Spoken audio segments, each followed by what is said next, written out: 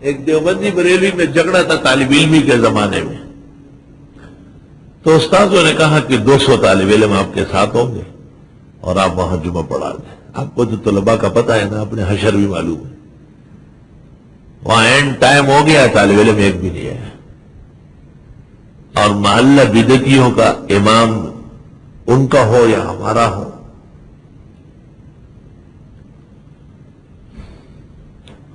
میں حیران ہوں، دل میں سوچ رہا ہوں یا رب، ہم تو توحید و سنت کو آگے بڑھانے کے لیے آئے ہیں، میری مدد فرما۔ ساتھی ایک نہیں ہے، جمعہ کا دن تو یہ اپنے گاؤں میں لگتے ہیں، انہوں نے مسجد میں کیا قبضہ لینا ہے اور کیا بدعتیوں سے چھڑانا ہے۔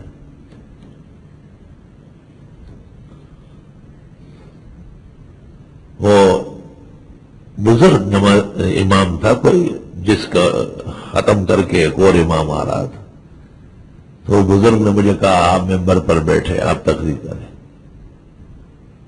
ہم نے تقریر کے لیے بیٹھ گئے، سب ایک دوسرے کو دیکھ کر آئے کہ اس کو ابھی پکڑ کے اتارنا ہے۔ جب تقریر ختم ہوئی، سنت ہو گئی، اس نے مجھے کہا آپ نماز پڑھو، خطبے کا نماز پڑھا ہے۔ نماز جب ختم ہو گئی، اس نے کہا اب پتہ چلے گا مسجد کس کی ہے، تو لوگوں نے کہا مسجد تو ان کی ہو گئی، آپ نے کیوں اس کو بٹھایا؟ اس نے کہا اس لباس میں جس میں یہ مولانا ہے میں بے عزتی نہیں کر سکتا، یہ ہمارے مذہب، اللہ اس کو اس وجہ سے شرک اور بدعت سے توبے کی توفیق عطا فرمائے گا۔ اب بھی وہ مسجد اہل حق کے پاس ہے۔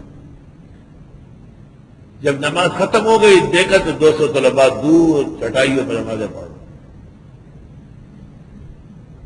طالب علم کا عذر معقول تھا، کہا استاد نے ہمیں صرف ساتھ جانے کا کہا تھا، کرایہ تو دیا نہیں تھا، ہم کیسے آئے؟ بھائی جو دیر سے اپنے کرائے پہ آ رہے تھے تو پہلے نہیں آ سکتے۔ لا حول ولا قوت الا باللہ۔ لباس کی برکات بہت دیکھی، حرمین شریفین میں بھی اسی طرح آتا جاتا ہوں تو عرب مجھ سے پوچھتے ہیں شیخ بچے نہیں؟ الحمدللہ۔ پھر مجھ سے کہتے ہیں پاکستان کے علماء تو آتے ہیں عوام کی طرح ہوتے ہیں، آپ کیوں یہاں سے؟ میں نے کہا یہ اللہ تعالیٰ کا خصوصی انعام ہے۔ پھر ایسے سے کہتے ہیں ہمارے عرب بہت غصے ہوتے ہیں، تو میں ان کو کہتا ہوں ان کے باپ کا ٹھیکہ تو نہیں ہے، ہم نے جبہ خریدا ہے، پیسے دیے، تم سے خیرات نہیں مانگا ہے۔ اب جس جگہ میں بیٹھ جاتا ہوں وہاں پر جو ہجوم لگتا ہے، تو پھر اکثر نمازوں میں میں اتار کے آتا ہوں تاکہ پتہ ہی نہ چلے۔ ایک دن ایک بڑا پولیس افسر مجھے کہتا ہے آپ احتیاط سے آیا جایا کریں، ہمیں سخت احکامات ملے ہیں کہ اس مولوی پہ نظر رکھو کہ کہیں حرم کے اندر ہنگامہ نہ کرے۔ لباس سے ڈر رہے یا خدا ہے۔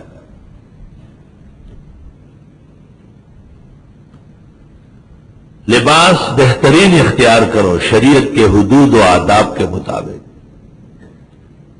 لباس دیکھو، آدم علیہ السلام جب تک جنت میں تھے تو جنتی لباس تھا، جب جنت سے نکالنا پڑا تو سب سے پہلے تبدیلی لباس میں ہو گئی، سب سے پہلے تبدیلی۔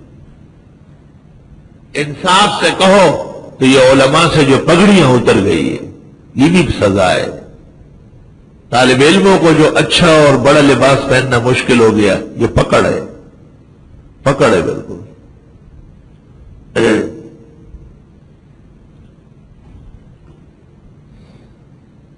لباس التقوی ذالک خیر، پرہیزگاری کا لباس یہ بہترین لباس ہے۔ ذالک من آیات اللہ، یہ اللہ کے دین کا بیان ہے۔ لعلہم یذکرون، انہیں اس بیان کو سمجھنا چاہیے، ان سے نصیحت لینا چاہیے۔ ائمہ میں سے امام ابو حنیفہ بے انتہا خوش پوشاک تھے اور قیمتی لباس پہنتے تھے۔ جب امام ابو حنیفہ کا انتقال ہو گیا تو 500 پگڑیاں رہ گئی۔ سیر العالم میں ہے جب امام مالک کا انتقال ہو گیا تو 100 پگڑیاں رہ گئی۔ بعد مرنے کے میرے گھر سے یہ سامان نکلا، کچھ حسینوں کے خطوط، کچھ تصاویر بتا۔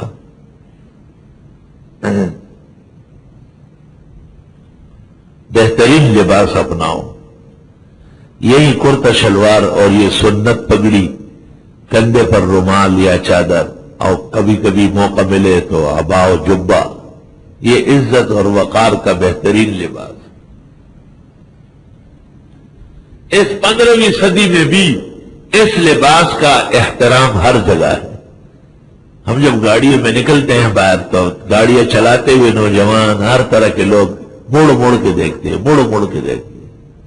یہ ان کے مذہب کا لباس ہے، یہ ان کے دین کی وراثت کا لباس ہے، دیکھ کے خوش ہوتے ہیں۔ الحمدللہ۔ امام ابو حنیفہ کے متعلق مشہور ہے کہ بڑے خوش پوشاک تھے، بہت اعلیٰ لباس پہنتے تھے، اور امام ابو یوسف کو جو وصیت کی ہے اس میں بھی یہ کہ ایسا لباس پہنو کہ جب بادشاہ کے دربار میں پیش ہو جاؤ تو اس کا لباس تجھ سے گھٹ جائے۔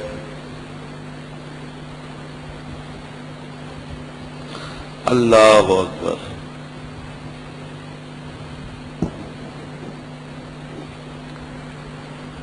امام مالک رحمت اللہ علیہ جب مسجد نبوی میں درس کے لیے آتے تو ان کے گھر سے مسجد تک شاگرد راستے میں گلاب اور قسم قسم کے عود، مشک و عنبر مہکا دیتے۔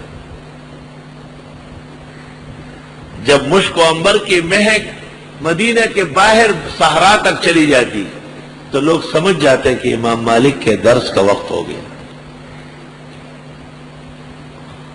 ہارون رشید نے ان لوگوں سے پوچھا جو مالک کے لیے خوشبو بناتے تھے، تو انہوں نے کہا 10 سال کی بکنگ مالک کی موجود ہے، 10 سال کے بعد آپ کو دے سکتے ہیں، 10 سال تک جتنی خوشبو بنے گی امام مالک کو دی جائے گی۔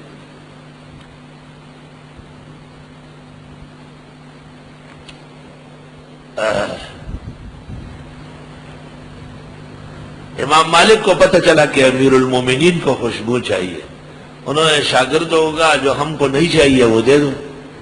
10-20 بکسے علیحدہ نکل آئے اور وہ ہارون رشید کو دیا۔ ہارون رشید کی موت تک وہ خوشبو چلتی ہے۔